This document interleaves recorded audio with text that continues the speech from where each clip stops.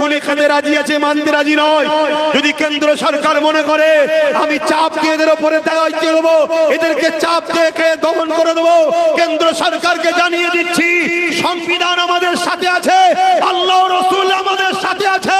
সংবিধানকে সামনে নিয়ে কথা দিচ্ছি তোমার সঙ্গে যুদ্ধ করতেও রাজি আছি, কিন্তু ইসলামের বিরুদ্ধে আইন মানতে রাজি নয়। ঠিক না বেঠিক? আজকে রাজ্য সরকার কেন্দ্র সরকারের আইনকে মেনেছে না মানেনি? জোরে বলুন, মেনেছে না মানেনি? এ বিশ্বাসঘাতকতা আমাদের সঙ্গে করেছে না করেনি? এ বলেছিল আমি থাকতে এখানে ওয়াকফ কিছু হবে না, বলেছে না বলে না? এরা তো সবচেয়ে বড় চোর রে, ৭৫,০০০ বিঘে জায়গা রাজ্য সরকার চুরি করে রেখেছে। এত বড় কথা বলে যাচ্ছে, দম থেকে আমার বিরুদ্ধে মামলা করুন। শুনছেন না শোনেন? তাহলে আজকে বলুন কেন্দ্র সরকারের আইন মেনেছে না মানেনি? কেন্দ্র সরকার আইন করে ইসলামের বিরোধী, সেই আইনকে মানার জন্য ইসলামের বন্ধু না দুশমন? তাহলে এর বিরুদ্ধে হাত দিয়ে লড়তে হবে না হবে না? যদি হাতে ক্ষমতা না থাকে মুখ দিয়ে প্রতিবাদ করতে হবে না হবে না? মুখে যদি না থাকে অন্তত ঘৃণার দরকার আছে না নাই? তা না করে আপনি যদি সাপোর্ট করেন, ভোট দেন, তার মানে আরো শক্তিশালী হও। ওয়াকফ নিয়ে যে বলবে তাকে জেলে দেবো। যেমন ভাঙড়ের ছেলেরা ওয়াকফ নিয়ে আন্দোলন করেছিল, আপনারাও করেছেন। কেউ করেছেন তো নাকি? হ্যাঁ, ভাঙড়ের ছেলেদের নামে কেস হয়েছিল জানেন না? প্রায় ৩,০০০-এর কাছাকাছি ছেলের নামে কেস হয়েছে, কম বেশি। কেন কেস করেছিল? ওরা ওয়াকফ নিয়ে বলেছিল। কে কেস করেছে? রাজ্য শাসক। কিসের জোরে? রাজ ক্ষমতার জোরে। কি করে রাজ ক্ষমতা হয়? ভোট যখন দেওয়া হয়। আমরা যদি এরকম মুসলিম বিদ্বেষী, ইসলাম বিদ্বেষী, কোরআন বিদ্বেষী, মসজিদ মাদ্রাসা বিদ্বেষীকে ভোট দিই, এই আমাদের ঈমান থাকবে? তো এই কথাটা জাতিকে জানানো দরকার আছে না নাই? বিগত দিন কেউ বলেছিল মাদ্রাসায় জঙ্গি তৈরি হয়, আমরা তার পাশ থেকে সরে গেছি না যাইনি? সে তার ভুলটা স্বীকার করেছে না করেনি? তাহলে আমরা যদি এদেরকে ঠিকভাবে না বলি, এরা এদের ভুলটাকে স্বীকার করবে না। তাই আজ আপনাদেরকে বলে যাচ্ছি, আচ্ছা আজানটা হয়ে যাক, ধৈর্য থাকলে বসবেন, না থাকলে চলে যাবেন। আমি কাউকে ধরে রাখা ছিল না।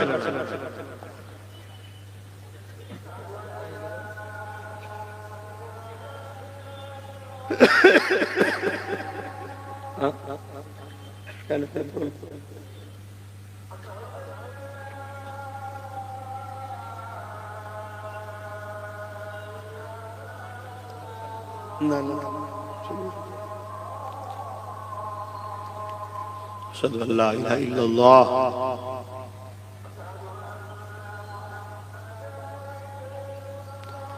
সাল্লাল্লাহু আলাইহি ওয়াসাল্লাম।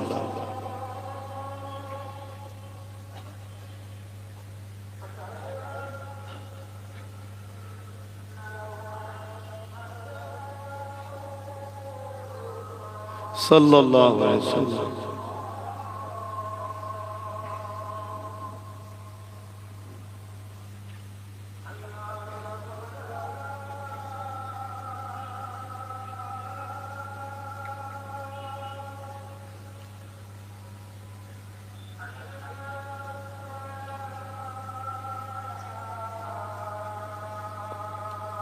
لا حول ولا قوة إلا بالله.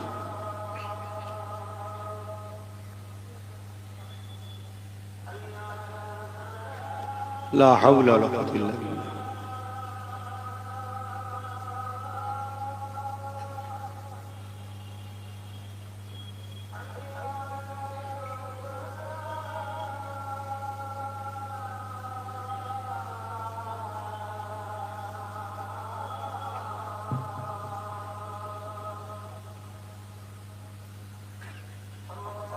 الله أكبر الله أكبر.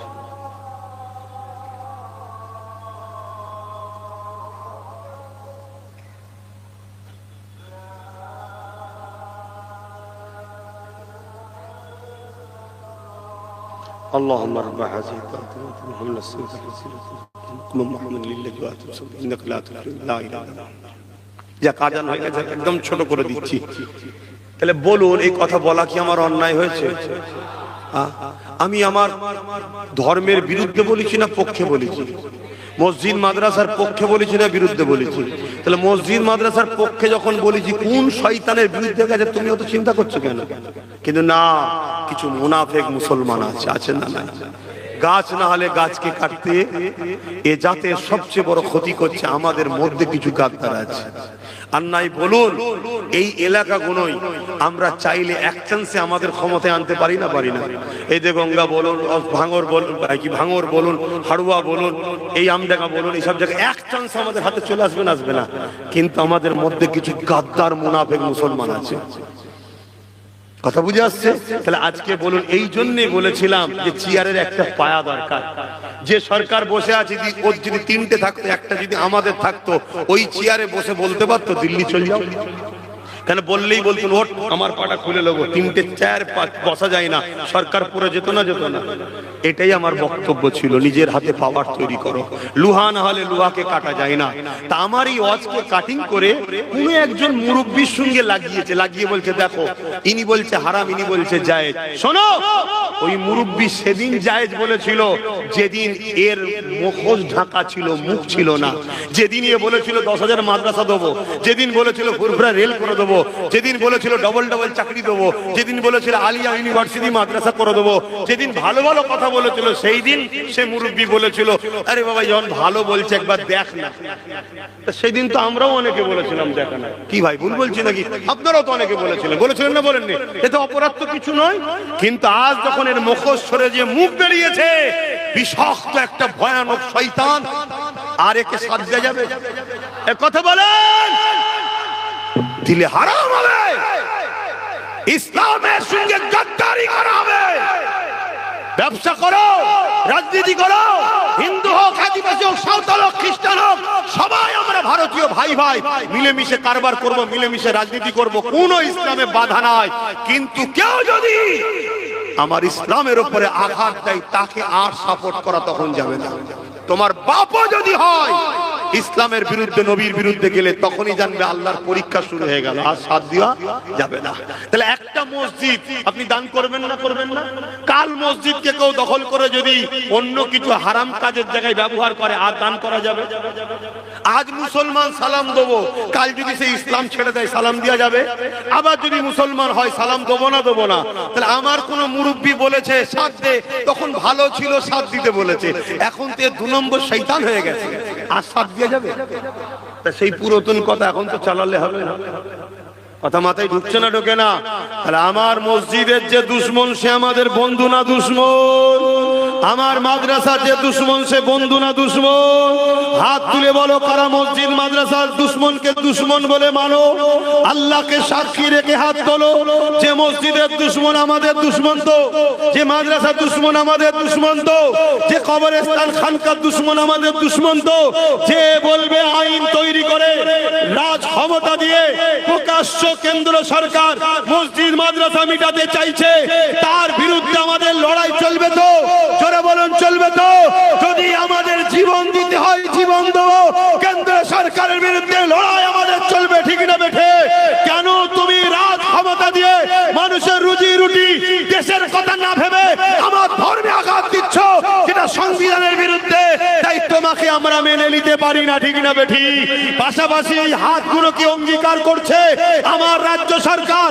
তুমি এতদিন আমাদের বন্ধু সেজেছিলে, আজ তোমার আসল পরিচয় বেরোলো, তুমি কেন্দ্র সরকারের সাথ দিচ্ছ, তুমিও মসজিদ মাদ্রাসার দুশ্মন, তোমাকেও আমরা সাথ দিতে পারবো না। এ হাত সত্য তো নাকি? হাত লম্বা করে তুলুন, সত্য তো নাকি? ডায়ে বায়ে দেখুন কেউ হাত তুলতে বাকি আছে কি? দেখুন কোন গাদ্দার আছে কি আমাদের মধ্যে? দেখুন কেন? মুনাফিক চিনতে হবে, মুনাফিক চিনতে হবে। তোর ভালো লাগলে আমাদের সঙ্গে থাকতে হবে না, ইসলামের দুশ্মনের সঙ্গে থাকতে মন যায় থাকে যা, তার সঙ্গে জাহান্নামের কুকুর হয়ে থাকবি থাকে যা, আমাদের কোনো অসুবিধা নাই। কিন্তু আমার আল্লাহর ঘরের বিরুদ্ধে যে যাবে, কোরআনের বিরুদ্ধে যে যাবে, তাদের সঙ্গে আমরা যুদ্ধ করতেও রাজি আছি, ঠিক না বেঠে? দাঁড়িয়ে বলো ঠিক না বেঠে? ওদের হাতে সব থাকতে পারে, আমাদের হাতে কিছু নেই তো কি হয়েছে? বদরে আমাদের হাতেই ছিল না, সন্ত্রাসদের হাতেই ছিল। বিজয় আল্লাহ আমাদেরই দিয়েছে। জোরে বলুন সুবহানাল্লাহ। হাত নামাও, ঘাবড়ে যাচ্ছ নাকি? যে আল্লাহ ছাড়া অন্য কাউকে ভয় করে সে তো কাপুরুষ হয়ে বাঁচে। তোমার তো ঘর এই এলাকায়, আমার ঘর তো অনেক দূরে, আমি তো ভয় করি। খোদা আমার কপালে যেটা লিখে রেখেছে ওটাকে রদ করতে আমি পারবো না। শুনছো? অতএব সামান্য দুনিয়ার লোভ লালসার জন্য, পদের জন্য, জায়গার জন্য নিজেদের মধ্যে মতনৈক্য করো না। আগে নিজের অস্তিত্বকে বাঁচাও, নিজের অস্তিত্বকে ঠিক করো, তারপরে ভাই ভাই বসে আমরা ঠিক করে নেবো। কথা শুনছেন? আমাদের মধ্যে অনেক সিলসিলা আছে, যার সিলসিলা তার কাছে থাকবে যাক, যার হুজুর, যার আমির, যার শায়েখ তার কাছে থাকবে যাক। মসজিদটা আমাদের সবার, মাদ্রাসাটা আমাদের সবার, কবরস্থান আমাদের সবার। এই ক্ষেত্রে আমাদের সবাইকে সংগঠিত হওয়া দরকার আছে না নাই? আমি একটা শেষ কথা বলবো। একদিকে মসজিদের দুশমন আপনাকে ডাকছে, আমার কথা শুনছেন তো? একদিকে মসজিদের দুশমন আপনাকে ডাকছে যে আমার সাথে আসো, আমি তোমাদের এই দেবো, এই দেবো, এই দেবো, এই দেবো, আসো আসো আসো। আর একদিকে মসজিদের পক্ষে দাঁড়িয়ে সুপ্রিম কোর্টে কেস করা নবী বংশের আওলাদ আপনাকে ডাকছে, আমার সাথে আসো, তোমাদেরকে ইজ্জত সম্মান দেবো, তোমাদের অধিকার দেবো। আজকে বলুন, আপনাদের কাছে জানতে চাই, মসজিদের দুশমনের ডাকে সাথ দেবেন না মসজিদের বাঁচাবার জন্য যে সুপ্রিম কোর্টে কেস করেছে তার সাথ দেবেন? কার কার? এবারে আমি বলি, মসজিদের দুশমনের কারা সাথ দেবেন? হাত তুলবেন। মসজিদের দুশমনের সাথ কারা দেবেন? মসজিদের দুশমনের সাথ কারা দেবেন? হাত তোলেন। দেবেন কেউ?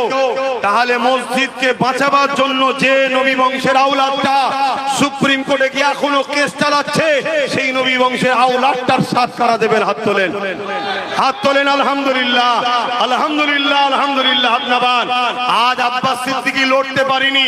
আমি জলসা করি, আমি পীর মুরিদি করি, আমি খানকা চালাই, আমি মাদ্রাসা চালাই, আমি ইমামতি করি, আমি নাই লড়তে পারিনি, আমি নাই কেস করতে পারিনি। কিন্তু আমার ঘরের, আমার কওমের, আমার নবীর খানদানের কেউ যখন কেস করবে, কেউ যখন লড়াই করবে, কেউ যখন মসজিদ মাদ্রাসা ওয়াকফের পক্ষে দাঁড়াবে, আমার কি দায়িত্ব নয় তার প্রচার করা, তার সাথ দেওয়া? জোরে বলুন, দায়িত্ব আছে না নাই? তাই সে আমার ছোট তো আমি দেখবো না, আমি তাকে ন্যায়ের জন্য তার সাথ দেব। কথা বুঝছেন না? বোঝেন না? এতে আমার কি ইজ্জত চলে যাবে নাকি? যে তুই বড় হয়ে ছোটর কথা না, ও ছোট হতে পারে, আল্লাহর ঘরকে বাঁচাবার জন্য, ওয়াকফকে বাঁচাবার জন্য কেস করেছে, আমি পারি না। কথা বুঝে আসছে না? নাই? আরো একটা কথা বলে যাই, আপনাদের এই পাশে নিউ টাউন, আপনাদের সব এলাকা সব উচ্ছেদ করে দিল, দেখলেন না? এখন যান না, একটা ঘর লিখে যান, দেবে কি দেখেন তো? আমি তো মনে হয় 10 বছর ধরে ঘুরছি যে এখানে একটা যদি ঘর হয় সেই এলাকায় জলসালে একটু থাকা যাবে। দেখেন, কথা বুঝে আসছে না? নাই? আজকে সেই জায়গায় রাজ্য সরকার রাজকোষ থেকে অনেক কটা 100-র কাছাকাছি কম বেশি তার ধর্মের স্থান তৈরি করেছে। ঠিক আছে, আমি ঝগড়াই যাচ্ছি না। কিছুদিন আবার বললো একটা দুর্গা আগিন নাকি করবে, তারপরও আমি তর্কে যাচ্ছি না, এটা শাসকের কাজ নয়, তারপরও তর্কে যাচ্ছি না। কিন্তু রে বাবা, ওখানে একটা মুসলমানদের নিজেদের ব্যক্তিগত মসজিদের জায়গা রাজ্য সরকার চুরি করে সেটাকে ভাইটকোকে বিক্রি করছে। তাহলে বলুন, রাজ্য সরকার মসজিদ বাঁচাতে চায়? ওই এলাকায় সব ভিআইপি থাকে, ওখানে মসজিদ থাকবে, আজান হবে, ঘৃণার কথা। এটাই হলো এদের পরিকল্পনা। যারা তোমার মসজিদকে এত ঘৃণা করে, যারা তোমার আজানকে এত ঘৃণা করে, আমার যুবক ছেলেরা, সেই বিহায়াতের পিছনে তোমরা ঘুরবে? শুধু বলছে বিজেপি চলে আসবে, শুধু বলছে বিজেপি চাই। বিজেপি আর এর মধ্যে পার্থক্য কি? এরা দুজনই আরএসএস এর লোক। বিজেপি যা অন্য রাজ্যে করছে এই রাজ্যে করছে। উপরন্ত বিজেপি প্রকাশ্য করছে, এই রাজ্যে প্রকাশ্য এসে করতে গেলে না সাইজ করে দেবো। কথা বুঝে আসছে না? নাই? এখানে আমরা কমজোরি নয়, অন্য জায়গায় তোমাদের দাদাগিরি চলতে পারে, এখানে চলবে না। কথা বুঝে আসছে না? নাই? কিন্তু সেই জায়গায় এখানে কিন্তু এ ঘুমটা দিয়ে কাজ করে যাচ্ছে না, যায় না? কত বড় কাজ করেছে, আমাদেরকে পোশাক পর্যন্ত খাওয়াতে চেয়েছে। যেটা বিজেপি পারবে? এই পারবে? আর একটা কথা, এরপরও আমি কি বলেছিলাম, যদি বিজেপিকে রুখতেই হয়, এরপরও বলেছি, এর অনেক বক্তব্য কেটে দিয়েছে, বিজেপিকে যদি রুখতেই হয়, প্রথমে তুমি ক্ষমা চাও, দিল্লি যেতে বলা ভুল হয়েছে। কোরআনের বিরোধী বলেছি, আমার ভুল হয়েছে, আমাকে ক্ষমা করে দাও, এটা বল। এক। দ্বিতীয় নম্বর কথা, এটা বলার পরও বিজেপিকে যখন রুখবে, বিজেপি কার দুশ্মন ভাই? মুসলমানদের, বলছে তো নাকি? বিজেপি থেকে যখন রুখবে, মুসলমানদের দুশ্মন যখন বিজেপি, তোর উপরে ভরসা করবো কেন? ঠিক তো নাকি? আয় একসাথে পার্টনারে থাকবো। কি পার্টনারে থাকবো? তিনটে পায়া তোর থাকবে, একটা আমার থাকবে। না হয় 15 বছর শুধু শুনছি বিজেপি রুখতে, আবার বিজেপি শুধু হু করে ঢুকেই যাচ্ছে। ঠিক না ঠিক? হ্যাঁ, তাহলে ডাল মে কুছ কালা হ্যায়, মানে একটা লোকের কাপড়ে নাপাক লেগেছে, পিসাব লেগেছে, বলছে মদ দিয়ে পাক করবো, এ হবে কেন? ওটাও হারাম, এটাও হারাম। ডাকাত রুখতে চোরকে দিচ্ছে পাহারা, তাহলে বিপদ আছে না? নাই, বিপদ হচ্ছে। মব লিঞ্চিং হচ্ছে না, হয় না? আপনাদের এই আশপাশে অনেক জাহান্নামের কুকুরের মুখ থেকে এমনও শোনা যায়, তারা বলে আমরা মুসলমান। মুসলমান নয়, এরা বেঈমান মুনাফিক। এরা বলে বিজেপিকে ভোট দেওয়া ভালো, বলে না? বলে না? আজ কিন্তু দাগ লাগাই আমাদেরকে বলে বিটি, এ বলে না? বলে না? হ্যাঁ, এটা প্ল্যান যাতে করে কম ভয় খায়। এই বিশ্বাস নেই ভাইয়ের উপরে, আছে না? নাই আপনারাও তাহলে শোনো, একটা কথা বলে যাচ্ছি, এরপরেও তো তোমাদেরকে বলছি, আমি অফার দিচ্ছি তো। প্রথমে ক্ষমা চাক যে ভুলগুলো বলেছে কোরআনের বিরুদ্ধে, তারপরে একটা হলো 10% হলো ভাগীদারি দিতে হবে। তুমি রাজা আমরা কর্মচারী, এটা হবে না, পার্টনারে আসতে হবে। ঠিক না বেঠিক? পার্টনারে এলে কিছু বললেই কক করে টিপে ধরা যাবে। আমিও ভাগীদারি আছি, ঠিক না বেটি? আমি কি ভুল করছি? তুমি যদি আজ না জাগো যুবক, তোমার বাচ্চা গুলোর জন্য কাফনটা কিনে যেও, এ কথা বলে গেলাম। তুমি যদি আজ না জাগো যুবক, তোমার বাচ্চার জন্য কাফনটা কিনে যেও, কাল তোমাকে ভোট দিবার অধিকার কেড়ে নেওয়া হবে। এই যে এসআইআর, এই যে এসআইআর কি ফিতনা! এক তো বললো আমি বেঁচে থাকতে গেলে এসআইআর করতে দেবো না, মরে গেছে নাকি? এখন আবার ক্যাম্প খুলে বসে আছে, এসআইআর করে, এসআইআর করে, এসআইআর করে। তাহলে কি কথা মাথায় ঢুকছে? তবে তোমরা চিন্তা করো না, আল্লাহ তোমাদের এই ভাইয়ের দ্বারা চেষ্টা করে একটাই লাঠি মিলিয়েছে, ওই এক লাঠি সবাইকে ঠাইজ করে দিচ্ছে। ওই জন্য দেখছো না, ওই জন্য দেখছো না যে কারো পিছনে লেগে নেই, শুধু ওর পিছনে লেগে আছে। একের পর এক থানা বাড়াচ্ছে, একের পর এক গুন্ডা চেঞ্জ করছে, নতুন করে আর এক বেঈমানকে দিয়েছে। কত গুন্ডা চেঞ্জ করতে পারে, করে যা, অসুবিধে নেই আমাদের। অসুবিধা নাকি? কেন? আমরা আল্লাহকে ভরসা করি, আর আমরা বিশ্বাস করি গরিব অসহায় মানুষরা তারা অন্যায়কে মেনে নেবে না, ঠিক তো নাকি? তাহলে আজকে সেই জায়গাতে ভেবে দেখো ভাই, এর পরেও কিন্তু আমি অফার দিয়েছি কি, রাত্রিরে যখন পাহারা দেবো, ডাকাতকে যখন রুখবো, তুমি একা দেবে কেন? তোমার যদি 50 জন থাকে, আমার 5 জন থাকে না তোমার সাথে? তুমি ভেতরে ভেতরে কি সেটিং করছো ডাকাতের সাথে বুঝতে পারছি না, তাহলে আমার বুঝতে অসুবিধা হচ্ছে। এই ধরুন আপনার ঘরে, আপনার ঘরে একে আমি ভালোবাসি, একে দিয়ে উদাহরণ দিচ্ছি, আপনার ঘরে ধরুন একে পাহারা দিয়েছেন, এরপরও ঘরে শুধু চুরি হচ্ছে, তাহলে চোরের সঙ্গে সেটিং আছে না? নাই? আমি জানি তুই সেটিং এর নয়, তারপরেও বলছি সেটিং আছে না? নাই? তাহলে এই জায়গায় যদি আমি দাবি করি যে ঠিক আছে ভাই তুই পাহারা দিবি, তোর সাথে হাজী সাহেবও থাকবে, তো অসুবিধা আছে কোথায়? এ বলছে না না না না না ও হবে না, তাহলেই তো সন্দেহ হচ্ছে, ঠিক না বেটি? অতএব একে বলছি ক্ষমা চা, চেয়ে ভাগীদারিতে আয়, আমাদেরকে হলে একসাথে পাহারা দেবো, ওকে রুখবো, ঠিক না বেটি?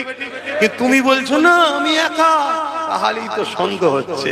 এই একা ছিলে বলেই তো আজকে বলে দিলে যে কেন্দ্র আইন মেনে নিলাম।